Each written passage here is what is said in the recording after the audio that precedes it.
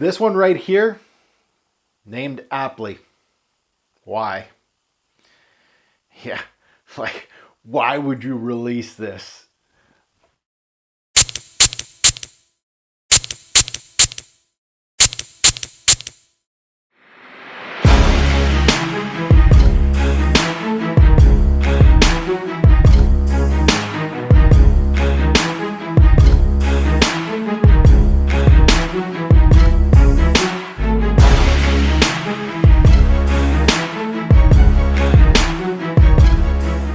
Fragrance family, welcome to the previously titled Sample and Samples video, which will now be known as Taken a Test Drive. This is where I test drive a scent prior to purchasing, testing again, or at worst, forget about it.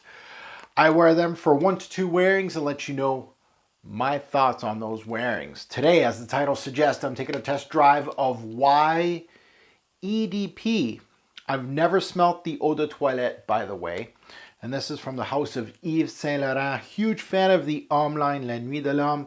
Love those bottles. Love a lot of the flankers. This was a sample I received in a bulk purchase. I didn't even know I was going to get it. I got it, so why not sniff it out? So now let's take a look under the hood of this one and take a look at some stats prior to me giving my thoughts on the scent itself. So the release date on this one was 2018. So this year, it is a new release. Fragrance house is, of course, Yves Saint Laurent. Concentrations Eau de Parfum. Nose behind this one is a nose that's very familiar with the house of YSL, and that is Dominique Ropillon. Behind, of course, the line, and was the nose behind the original Y Eau de Toilette. Major notes to my nose that I grasped when sniffing this scent was apple, amberwood, and sage. So let's talk about my day with Y Eau de Parfum. YSL's YEDP starts off with a granny apple, a green apple. It was almost a little sour on my skin and is very pleasant, actually well done as a green apple would. It's nothing new in the fragrance game. Hugo Boss's Hugo started it all in the 90s and made it way popular in the designer game.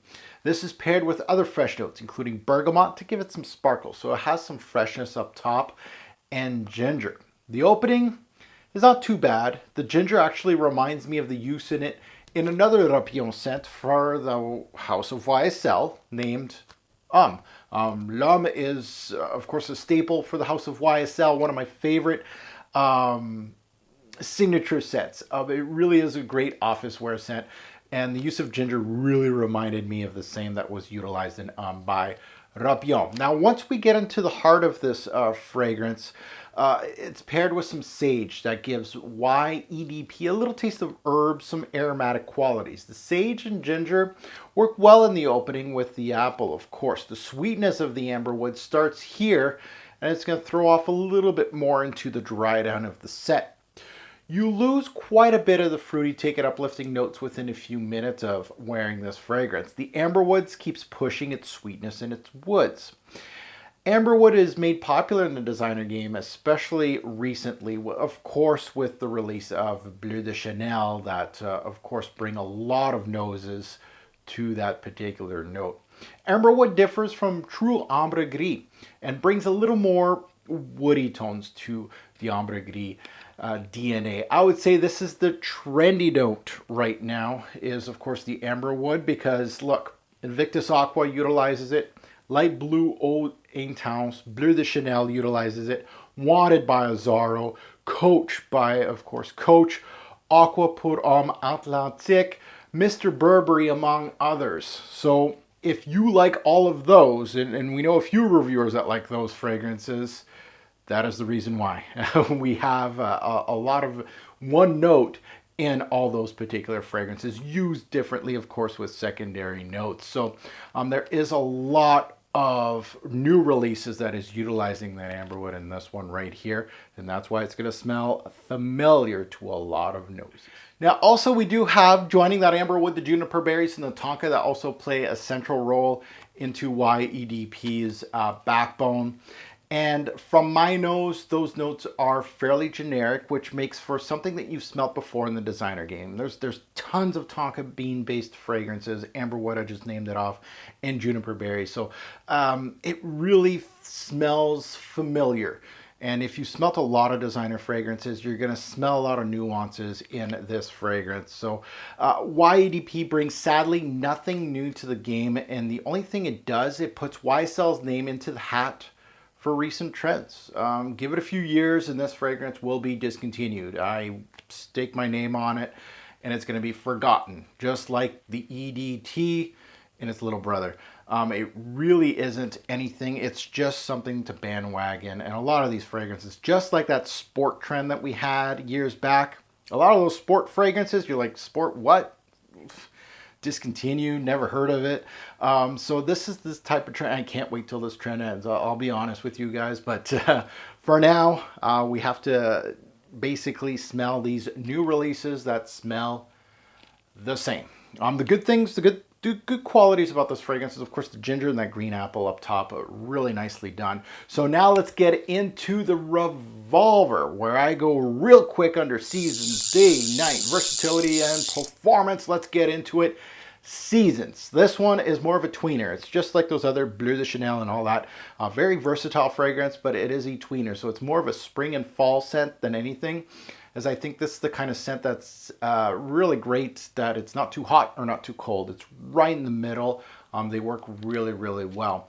Day or night, this fragrance has, it has a lot of daily wear to it as far as the tones go. There's a little bit of nighttime action I can see with this one during the warmer months. I could see this great for summer night, spring night, but daily wear during the cooler months, I could see that. Versatility fairly high on this one. It's just like Bleu de Chanel, Sauvage, stuff like that. This is versatility. It's basically, you know, close your eyes and put it on. It's very versatile. As far as performance go, longevity was a little weak on my skin. You're looking at 5 to 7 hours on my skin, and projection was a little less than average. So not the best in the game as far as performance. A lot of YSLs don't perform very well. And this one, even though it says EDP on the bottle, it's a little bit of an iffy performer on my skin. As far as my outro goes and what I think about this particular fragrance, it's more of the same from recent releases. If you're looking for my opinion, this is one I would highly recommend not to buy full retail. This is going to hit discounters when you blink and it's gone. You know, anybody that paid 90, 100 bucks for this stuff, ouch. The bottle presentation is definitely beautiful. I'm looking at this and I think the cap is from like their higher end caps. Because I just bought Tuxedo from YSL and it looks like it's the exact same cap. The bottle looks sexy as hell. So that is a positive. The presentation's beautiful. I just wish the fragrance itself, why it didn't match it. The positive parts of the fragrance. Well, that apple note, awesome. The introduction was really good because the apple was really on point. You want that apple and it came out really well. It's very faint. It's the introduction. Apple notes usually don't last very long. The ginger note was as good as the one in lumps. So I'm happy with those, but the rest, once this thing dried down on my skin, it was just downhill from there. Even though it was downhill from there, I do have to say some positive things. I felt that even though it's one of those scents that piggybacks on the recent trend, no imagination whatsoever, except for the apple. The apple note's kind of, you know, it's underutilized in a lot of fragrances. It did a decent job of it. I feel like this is probably one of the better ones. You know, you're gonna go with the higher end, higher echelons. This is like a second tier type of fragrance. It's not overly sweet and obnoxious like others in this category. So that I liked. I like that YSL made it a little classier. Now, if I had to give this a score, and I always like to give out a score for my samples, I would give this a 6 bottles out of 10. If you own any of the scents I named off, right, Bleu de Chanel, Invictus Aqua, that utilize that same amberwood note. This fragrance, you don't need it at all. There's no, you know, the differences is just those secondary notes. What you want, an intro with apple or an intro with something else, right? This is, it was better blended though, I gotta say that. So my suggestion to you, if you own all of those and you're looking at this, try to evolve your palette a little bit. If you're into fragrances, try something newer, or maybe something older in the fragrance game, something that doesn't piggyback on the same old DNA. As always, I'd love to hear your take, my subscribers, on this one. Please comment below if you have sniffed the EDP version of Y. If you haven't smelt this fragrance and you don't know what to comment below, tell us your favorite release from the YSL lineup. I'd love to hear your take. If you have enjoyed this content, please hit the like button, subscribe if you haven't, and that bell's also waiting to be rung. Are you part of my notification gang yet? If you haven't already checked me out, I'm on Twitter, I'm on Instagram. I post my set of the day, set of the night, usually on Instagram. Check me out on Facebook. I usually post things like what's coming up on my YouTube channel so you can be in the know. And obviously, I also have a Facebook group where 14,000 members are joined. Hopefully, you're in that group, FGN. Go check it out and hang out with us and talk fragrances. There are members that do sell some fragrances too. All those links to my Twitter, Instagram, Facebook, they're all down in the description. Go check out all my social media. Now I'm going to leave you with a few takes from social media. Some of my members and people that do follow me on social media gave their take on YEDP, and I'm going to put that at the end of this video. As always, great or poor fragrance will make a lasting impression. Choose your scent wisely. Thanks for watching.